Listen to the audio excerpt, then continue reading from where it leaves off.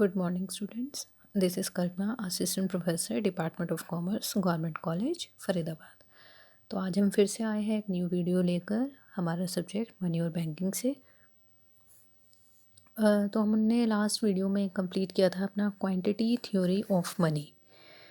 तो quantity theory of money के अंदर मैंने आपको दो ट्रांजैक्शंस बताई थी, दो अप्रोचेस बताई थी बेसिकली। एक हमारी है फिशर ट्रांजैक्शन अप्रोच और दूसरी हमारी है कैश कैम्ब्रिज अप्रोच। तो लास्ट टॉपिक में हमने इसका फॉर्मूला कंप्लीट किया था, तो उसी फॉर्मूले के साथ हम इसको कंटिन्यू करते हैं। फिशर इक्वेशन का जो फॉर्मूला मैंने लिखवाया था आपको और बताया था, that is P equals to M we plus में M dash we dash divided by T.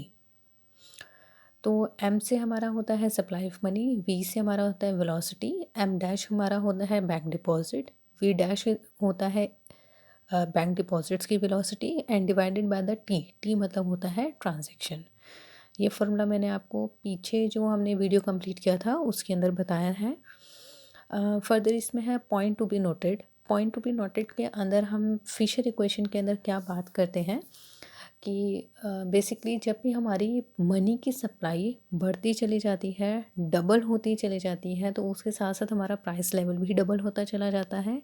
लेकिन हमारी जो वैल्यू ऑफ मनी है वो क्या होती चली जाएगी, कम होती चली जाती है। ठीक है, सप्लाई ऑफ मनी बढ़ती है, प्राइस बढ़ता है, प्राइस बढ़ता है, लेकिन जो हमारी वैल्यू ऑफ मनी है वो कम होती चली जाती है। Price double, money supply double, ठीक है, but the value of money is halved. और अगर हमारी क्वांटिटी ऑफ मनी हाफ है, प्राइस भी हमारा हाफ है, तो हमारी जो वैल्यू ऑफ मनी है वो क्या हो जाएगी, डबल हो जाएगी। कहने का मतलब यह है कि अकॉर्डिंग टू फिशर इक्वेशन हमारा मनी और हमारा प्राइस दोनों के बीच में कैसा रिलेशनशिप है, डायरेक्ट रिलेशनशिप है। अगर मनी बढ़ेगी तो प्राइस भी बढ़ेगा, और अगर मनी कम हो जाएगी या मनी की सप्लाई कम हो जाएगी तो प्राइस भी ऑटोमेटिकली कम हो जाएंगी। लेकिन इनका वैल्यू ऑफ मनी के साथ कैसा है, इनवर्स रिलेशनशिप है। दैट मीन मनी मनी की सप्लाई इंक्रीज होना, प्राइस इंक्रीज होना, लेकिन वैल्यू ऑफ मनी का कम हो जाना। अगेन मनी की सप्लाई कम होना, प्राइस कम होना, लेकिन वैल्यू ऑफ मनी का बढ़ जाना। ठीक है, तो अब आपको प्राइस ऑफ ये क्वांटिटी ऑफ मनी और प्राइस ये तो आपको समझ आ गया होगा, लेकिन अब जानना ज़रूरी है कि हमारा वैल्यू ऑफ मनी एक्चुअली क्या होता है।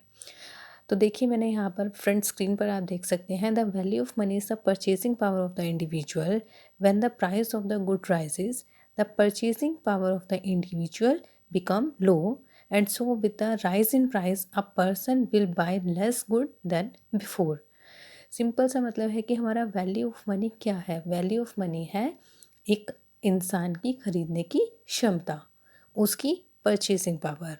तो जाहिर सी बात है, जब हमारे गुड्स के प्राइसेस क्या होते जाते हैं, बढ़ते चले जाते हैं, तो एक पर्सन की जो परचेसिंग पावर है, ठीक है, जो खरीदने की क्षमता है, वो कम होती चली जाती है। ठीक है, पहले वो क्या कर सकता था, 5 रुपीज़ के अंदर वो जो भी गुड्स को परचेज़ कर सकता था, अब वो 5 रुपीज़ में उतने गुड्स को परचेज़ नहीं कर पाएगा, क्योंकि मनी की सप्लाई जब हमारी बढ़ती है तो उसके साथ साथ प्राइस बढ़ने शुरू हो जाते हैं, और प्राइस बढ़ने के साथ साथ हमारी value of money, value of money का मतलब क्या है, परचेजिंग पावर। ये तो सभी को पता है कि जब कमोडिटी की प्राइसेस इंक्रीज होने शुरू होते हैं, बढ़ना शुरू हो जाते हैं, तो अल्टीमेटली लोगों की परचेजिंग पावर कम हो जाती है। ठीक है, लोग खरीदना कम पसंद करते हैं क्योंकि गुड्स के प्राइसेस क्या हो जाते हैं, हाई हो जाते हैं। तो इसी तरीके से हम ये कह सकते हैं कि फिशर इक्वेशन के अंदर जो हमारा मनी की सप्लाई है और प्राइस है, उनका डायरेक्ट रिलेशनशिप होता है, लेकिन मनी की सप्लाई और प्राइस का वैल्यू ऑफ मनी से इनडायरेक्ट या रिवर्स रिलेशनशिप होता है। ठीक है, तो चलिए एक एग्जांपल कंटिन्यू करते हैं इसके साथ। तो ये एग्जांपल है जो स्क्रीन पर दिखाया हुआ है, जिसके अंदर देखेंगे, हाँ जी, एग्जाम्पल है, Fisher quantity theory of money can be explain with the help of an example. Suppose M क्या है आपके पास, money of supply which is ₹1000, M dash मतलब bank deposit which is ₹500। V क्या है हमारे पास, वेलोसिटी है 3 और ये है वी डैश हमारे पास 2 जो हमारी बैंक डिपॉजिट की वेलोसिटी है।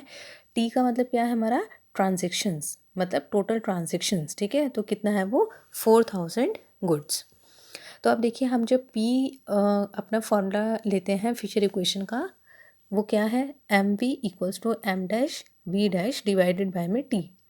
तो सबसे पहले हमने देखा कि जो हमारी मनी की सप्लाई है, ठीक है, हमने क्या कॉन्सेप्ट पढ़ा है कि मनी की सप्लाई के बढ़ने के साथ साथ हमारा वैल्यू ऑफ मनी मनी की सप्लाई के बढ़ने के साथ साथ हमारा जो प्राइसेस है वो एक्सटेंड होते चले जाते हैं, लेकिन हमारा वैल्यू ऑफ मनी या इंसान की परचेजिंग पावर कम होती चली जाती है, ठीक है।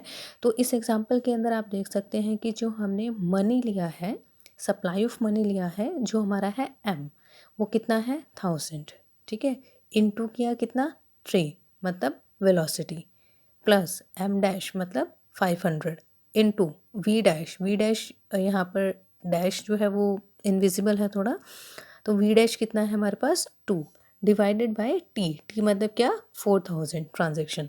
तो जब हमने इसको कैलकुलेट करेंगे 1000 इंटू 3 प्लस में 500 इंटू 2 डिवाइडेड बाय में 4000, तो आपके पास कैलकुलेट करके आएगा ₹1 पर गुड, ठीक है। तो इसका जो आंसर आया है दैट मीन कि मनी की सप्लाई बढ़ने के साथ साथ हमारे जो प्राइस हैं वो कितने बढ़ गए हैं, ₹1 पर गुड।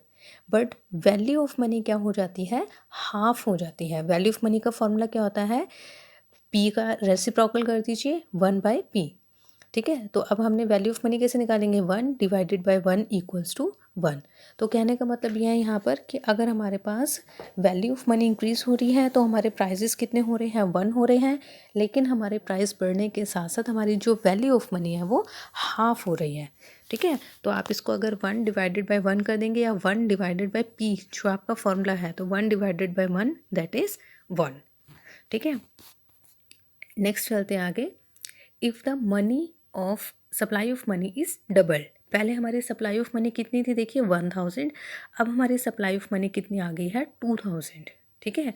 तो अगेन हम इसको कंटिन्यू करेंगे, P equals to m, m मतलब 2000 इंटू वेलोसिटी 3 प्लस 1000 क्या है हमारे पास, एम डैश इंटू 2 मतलब क्या हो गया, इट्स वेलोसिटी, डिवाइडेड बाय 4000। तो जब हम इस पूरे को कैलकुलेट करते हैं तो हमारे पास आता है ₹2 पर गुड्स, और अगेन हम इसको वैल्यू ऑफ मनी निकालेंगे। तो वैल्यू ऑफ मनी निकालने के लिए हमने क्या कर दिया, 1 डिवाइडेड बाय में पी। तो 1 डिवाइडेड बाय में जो हम पी करेंगे तो हमारे पास वैल्यू ऑफ मनी कितनी आ जाएगी, 1 डिवाइडेड बाय में 2, ठीक है, क्योंकि हमारे पास जो P की वैल्यू आई है वो क्या आई है, 2 आई है।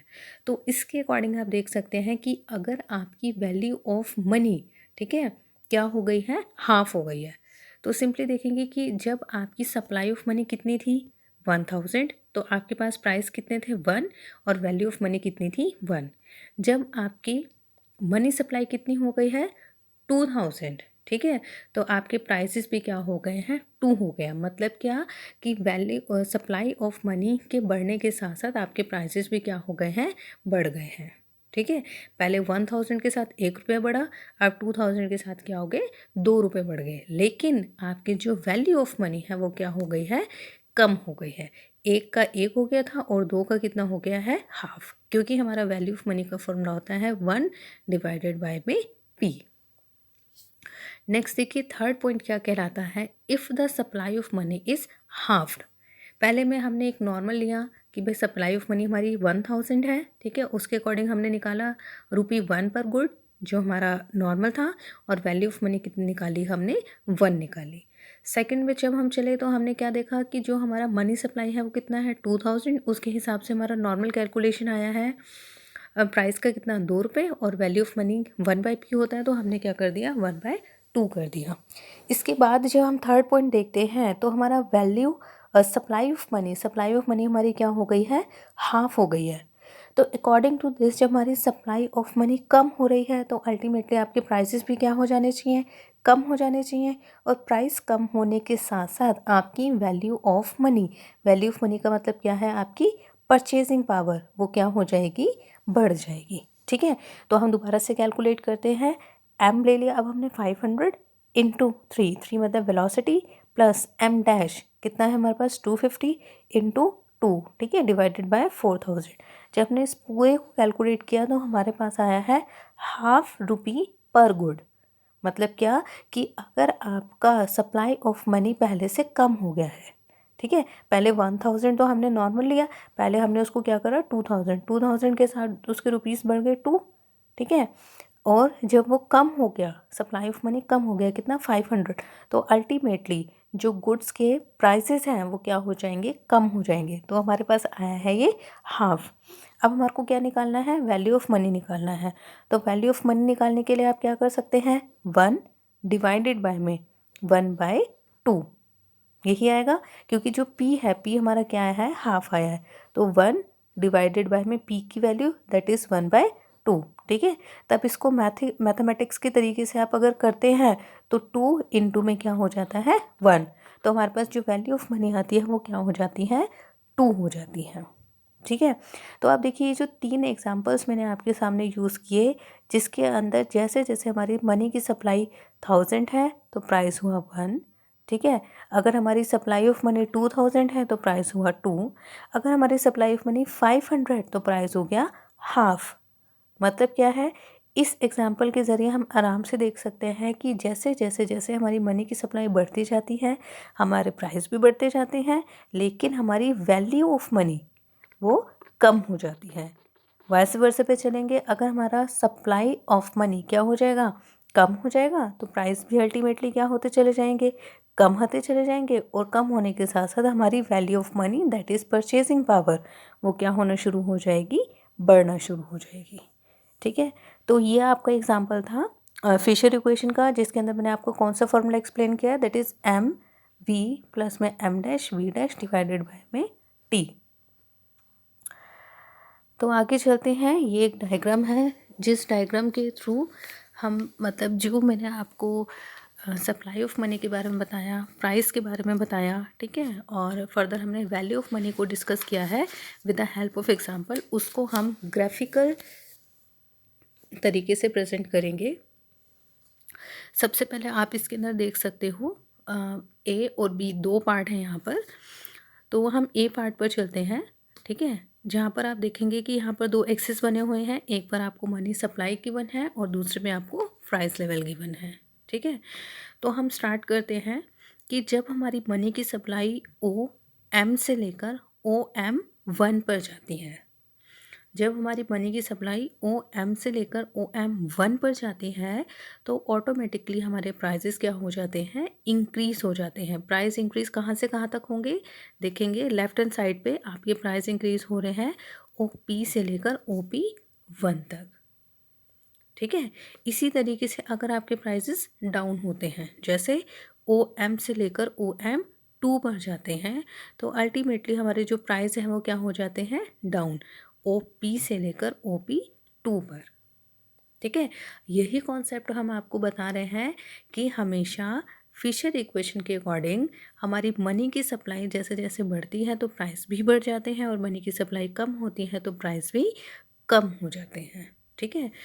तो ये जो हमारा P equals to f m है, ये एक 45 डिग्री की एक लाइन जो है स्ट्रेट शो करते हैं, जिसके अकॉर्डिंग ये माना गया है कि हमारी मनी सप्लाई और हमारे प्राइस लेवल के बीच में डायरेक्ट प्रोपोर्शनल रिलेशनशिप होता है, ठीक है।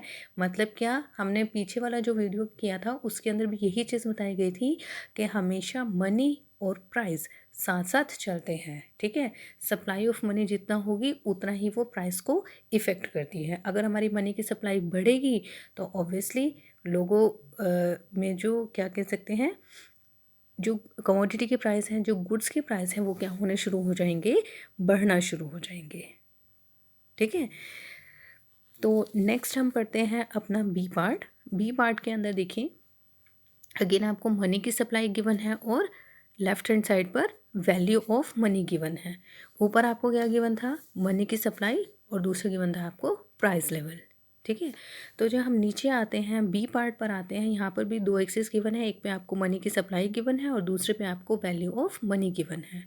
तो पहले तो आपको ये मैंने बता दिया है कि मनी की सप्लाई बढ़ने के साथ साथ हमारे प्राइस इंक्रीज होते हैं, लेकिन हमारा वैल्यू ऑफ मनी और हमारी परचेसिंग पावर क्या हो जाती है, डाउन हो जाती है। ठीक है। तो जब हम सेकंड ग्राफ अपना पढ़ते हैं तो सेकंड ग्राफ के अंदर आप देखेंगे कि जब हमारी मनी की सप्लाई डबल हो रही है, ठीक है, मनी की सप्लाई डबल होने का क्या मतलब है, ओ एम से लेकर ओ एम 1 पर जाती है। तो आपकी जो वैल्यू ऑफ मनी है वो क्या हो जाती है, हाफ हो जाएगी। कैसे, ओ 1/p टू ओ 1/p1। ठीक है, एक बार दोबारा से बताती हूँ कि अगर हमारी मनी की सप्लाई डबल हो रही है, मनी की सप्लाई डबल हो रही है, नीचे आप बी वाले पार्ट में देखेंगे ओ एम से लेकर ओ एम 1 पर, तो हमारा वैल्यू ऑफ मनी क्या हो जाएगा, कम हो जाएगा, वैल्यू ऑफ मनी हाफ हो जाएगा, जो बनेगा आपका ओ 1/p टू ओ 1/p1। ठीक है। Next, when the supply of money is halved, अगर हमारा मनी की सप्लाई क्या हो जाती है, हाफ हो जाती है। अब हाफ वो कैसे होगी, ओ एम 2 से लेकर कहाँ पर पहुँचती है, ओ एम तक पहुँचती है। ठीक है, कहाँ तक पहुँचती है, ओ एम से लेकर ओ एम 2 पर पहुँचती है। तो अल्टीमेटली हमारा जो वैल्यू ऑफ मनी है वो क्या हो जाएगी, बढ़ जाएगी। जब हमारा मनी सप्लाई हाफ हो रहा है तो हमारा वैल्यू ऑफ मनी क्या हो जाएगा, डबल हो जाएगा। अब आपकी मनी की सप्लाई कहाँ से कहाँ तक आई, ओ एम से लेकर ओ एम 2 तक आई, तो हमारे पास जो वैल्यू ऑफ मनी है वो क्या हो जाएगी, डबल हो जाएगी। कहाँ से कहाँ तक, ओ 1/p से लेकर ओ 1/p2 तक हो जाएगी। ठीक है। तो हमारे पास ये जो हमारा वैल्यू ऑफ मनी कर्व है, ठीक है, जो आपका 1/p equals to f m, highlighted भी किया हुआ है इसको, 1/p equals to f M, ये आपका क्या है, rectangular hyperbola curve. Rectangular hyperbola curve जो क्या शो करता है कि हमारी मनी सप्लाई और हमारी वैल्यू ऑफ मनी के अंदर किस तरीके का रिलेशनशिप है, इनवर्स प्रोपोर्शनल रिलेशनशिप है।